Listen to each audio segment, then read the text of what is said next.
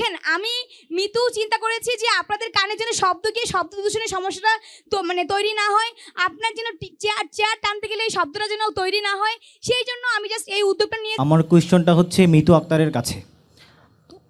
আমরা যারা শিক্ষার্থী প্রতিনিধি হিসেবে আপনারা যারা আছেন, তো আমাদের যে শিক্ষার্থী প্রতিনিধির যে দায়িত্ব সেটা হচ্ছে সমস্যাটা আইডেন্টিফাই করে এবং প্রশাসনকে জানিয়ে সেটা সলিউশন করা।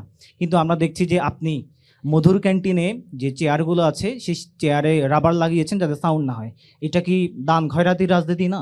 এবং আরেকটা প্রশ্ন হচ্ছে যে শিক্ষার্থী প্রতিনিধির কাজ এবং এই যে আপনি যে দান খয়রাতির যে কাজগুলো করছেন সেটা কি কন্ট্রাডিক্টরি না? Thank you. আচ্ছা, ধন্যবাদ আপনাকে এই প্রশ্ন করার জন্য। এই প্রশ্নের সম্মুখীন আমি যেদিন লাগাচ্ছিলাম সেদিনও হয়েছি। প্রথমত বলি যে এই যে মধুর ক্যান্টিনে আমি যে ক্যাবগুলো লাগাবো তার আগে কিন্তু আমি প্রত্যেকটা জায়গায় ফিল্ড অ্যাসেসমেন্ট করে তারপর প্রক্টর স্যারের কাছে আমি গিয়েছিলাম। আমি একটা স্মারকলিপি জমা দিয়েছি, যেটা হচ্ছে প্রক্টর স্যার বলেছেন উনি আমাকে সর্বোচ্চ সহযোগিতা করবেন।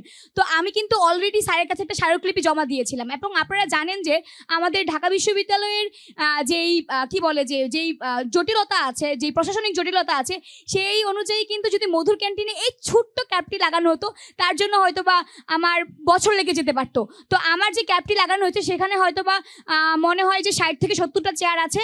প্রত্যেক পিস যদি হচ্ছে যে আপনি একটা ক্যাবের দাম ধরেন 2 টাকা, তাহলে সেখানে আমার সর্বোচ্চ 700 টাকার মতো খরচ হয়েছে, যেটা আমি মিতু অ্যাফোর্ড করতে পারি। এবং আমার মনে হয়েছে আমার শিক্ষার্থী ভাই বোনদের জন্য এইটুকু আমি করতে পারি। এবং আমি এই 700 টাকা দিয়ে একটি ভালো উদ্যোগ নিয়েছি, যেখানে আমি প্রত্যেক দিন মধুর ক্যান্টিনে গেলে আসলে দেখতাম যে চেয়ার টানের শব্দ, আসলে আমি বসতে পারি না, আমি চেয়ার নাড়াতে পারছি না। সেই জায়গায় আমার কেন জানি আমার মনে হয়েছে যে প্রত্যেকের এই স্বাস্থ্য সম্বলিত যে সমস্যাটা আছে, যে শব্দ দূষণের সমস্যাটা আছে, সেটা আমি আমার একটু এফোর্ট দিয়ে হলেও ওদের জন্য আর কি এই উপকারটা করতে পারবো। সেই জন্য আমি করেছি এবং সেটা প্রক্টর স্যারের হচ্ছে যে কনসার্ন এবং মধুর ক্যান্টিনে যারা দায়িত্ব আছে তাদের কনসার্নে করেছি। আপনার আরেকটা প্রশ্ন আছে মনে হয়।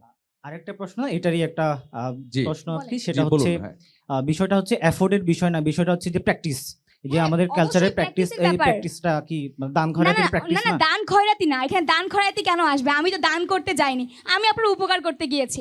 আমি কখনোই এখানে দান করতে যাইনি। এটা কোনো দান বা খয়রাতির ইস্যু আসে না।